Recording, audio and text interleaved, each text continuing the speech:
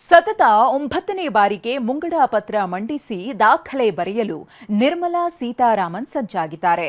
ಹಾಗಿದ್ರೆ 2026-27ನೇ ಸಾಲಿನ ಬಜೆಟ್ನ ವಿಶೇಷತೆಗಳು ಏನೇನು ಅನ್ನೋದನ್ನೇ ನೋಡೋಣ ಬನ್ನಿ.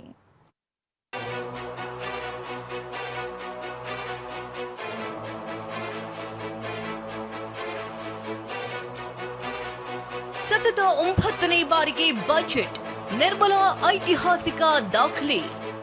ಕೇಂದ್ರ ಹಣಕಾಸು ಸಚಿವೆ ನಿರ್ಮಲಾ ಸೀತಾರಾಮನ್ ಬಜೆಟ್ ಮಂಡಿಸಲು ಕೌಂಟ್ ಡೌನ್ ಶುರುವಾಗಿದೆ. ಆದರೆ ಈ ಬಾರಿಯ ಮುಂಗಡ ಪತ್ರ ಹಲವು ವಿಶೇಷತೆಗಳಿಗೆ ಸಾಕ್ಷಿಯಾಗ್ತಿದೆ. ಸತತ 9ನೇ ಬಾರಿಗೆ ನಿರ್ಮಲಾ ಅವರು ಮುಂಗಡ ಪತ್ರವನ್ನ ಮಂಡಿಸುತ್ತಿದ್ದಾರೆ. ಈ ಮೂಲಕ ಸತತವಾಗಿ ಅತಿ ಹೆಚ್ಚು ಬಜೆಟ್ ಮಂಡಿಸಿದ ಭಾರತದ ಮೊದಲ ಹಣಕಾಸು ಸಚಿವೆ ಎಂಬ ಕೀರ್ತಿಗೆ ಭಾಜನರಾಗಲಿದ್ದಾರೆ. ಇದಷ್ಟೇ ಅಲ್ಲ, ನಿರ್ಮಲಾ ಅವರು ಮಾಜಿ ಪ್ರಧಾನಿ ಮೊರಾರ್ಜಿ ದೇಸಾಯಿ ಅವರ 10 ಬಜೆಟ್ ಮಂಡನೆಯ ದಾಖಲೆಯನ್ನ ಸಮೀಪಿಸ್ತಾ ಇರುವುದು ವಿಶೇಷವಾಗಿದೆ. ಮಾಜಿ ಪ್ರಧಾನಿ ಮೊರಾರ್ಜಿ ದೇಸಾಯಿ ಅವರು ಒಟ್ಟು 10 ಬಾರಿ ಬಜೆಟ್ ಮಂಡಿಸಿದ್ದರೂ ಸತತವಾಗಿ ಮಂಡಿಸಿಲ್ಲ. ಇನ್ನು ಪಿ ಚಿದಂಬರಂ 9 ಬಾರಿ ಮತ್ತು ಪ್ರಣಬ್ ಮುಖರ್ಜಿ 8 ಬಾರಿ ಬಜೆಟ್ ಮಂಡಿಸಿದ್ದಾರೆ.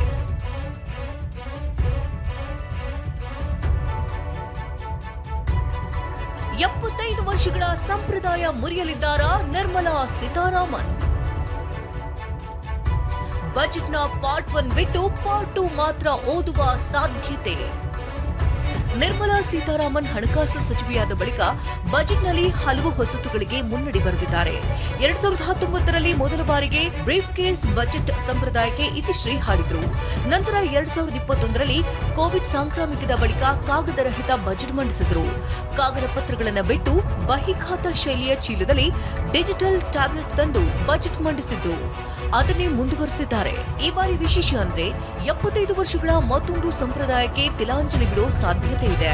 ಸಾಮಾನ್ಯವಾಗಿ ಹಣಕಾಸು ಸಚಿವರು ಓದುವಂತಹ ಬಜೆಟ್ ಕಾಪಿಯಲ್ಲಿ ಭಾಗ 1, ಭಾಗ 2 ಎಂಬ 2 ವಿಭಾಗಗಳಿರುತ್ತೆ. ಆ ಎರಡನ್ನ ವಿತ್ತ ಸಚಿವರು ಓದ್ತಾರೆ. ಆದ್ರೆ ಈ ಬಾರಿ ಆಯವ್ಯಯ ಮಂಡಿಸುವ ವೇಳೆ ನಿರ್ಮಲಾ ಸೀತಾರಾಮನ್ ಅವರು ಭಾಗ 1ನ್ನ ಕೈ ಬಿಡ್ತಾರೆ ಅಂತ ಹೇಳಲಾಗಿದೆ. ಭಾಗ 1ರಲ್ಲಿ ಪ್ರಸ್ತಾವನೆ ಓದದೆ ಎಷ್ಟು ಬೇಕೋ ಅಷ್ಟೇ ಓದಿ ನೇರವಾಗಿ ಭಾಗ 2 ಓದೋದಕ್ಕೆ ಶುರು ಮಾಡಲಿದ್ದಾರೆ ಎನ್ನಲಾಗುತ್ತದೆ.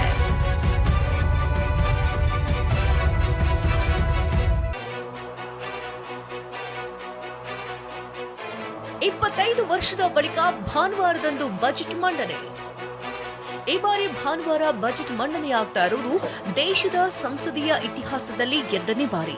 ಈ ಮೊದಲು 1999ರಲ್ಲಿ ವಾಜಪೇಯಿ ಪ್ರಧಾನಿಯಾಗಿದ್ದ ಅವಧಿಯಲ್ಲಿ ಆಗಿನ ವಿತ್ತ ಸಚಿವ ಯಶವಂತ್ ಸಿನ್ಹಾ ಫೆಬ್ರವರಿ 28ರಂದು ಬಜೆಟ್ ಮಂಡಿಸಿದ್ರು. ಅಂದು ಭಾನುವಾರವಾಗಿತ್ತು. ಈ ಬಾರಿ ಫೆಬ್ರವರಿ 1 ಭಾನುವಾರ ಬಂದಿದ್ದು ರಜಾ ದಿನವೇ ನಿರ್ಮಲಾ ಸೀತಾರಾಮನ್ ಬಜೆಟ್ ಮಂಡಿಸುತ್ತಿದ್ದಾರೆ. ಯಶವಂತ್ ಸಿನ್ಹಾ ಬಳಿಕ 25 ವರ್ಷದ ನಂತರ ಭಾನುವಾರ ಬಜೆಟ್ ಮಂಡಿಸಲಾಗುತ್ತದೆ.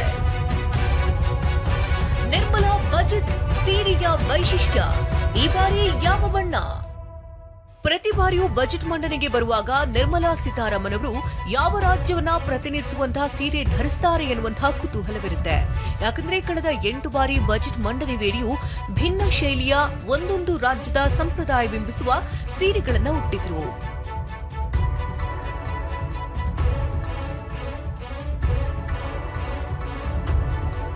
2019ರಲ್ಲಿ ಮೊದಲ ಬಾರಿ ಬಜೆಟ್ ಮಂಡನೆ ವೇಳೆ ಆಂಧ್ರದ ಕೈಮಗ್ಗದಲ್ಲಿ ತಯಾರಿಸಿದ ಗುಲಾಬಿ ಬಣ್ಣದ ಬಂಗಾರದ ಅಂಚಿನ ಮಂಗಳಗಿರಿ ಸಿಲ್ಕ್ ಸೀರೆಯನ್ನ ಧರಿಸಿದ್ರು.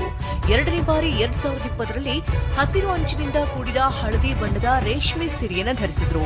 2021ರಲ್ಲಿ ತೆಲಂಗಾಣದ ಪರಂಪರೆ ಬಿಂಬಿಸುವ ಕೆಂಪು ಮತ್ತು ಬಿಳಿ ಬಣ್ಣದ ಪೋಚುಂಪಲ್ಲಿ ರೇಷ್ಮೆ ಸೀರೆಯನ್ನ ಧರಿಸಿದ್ರು.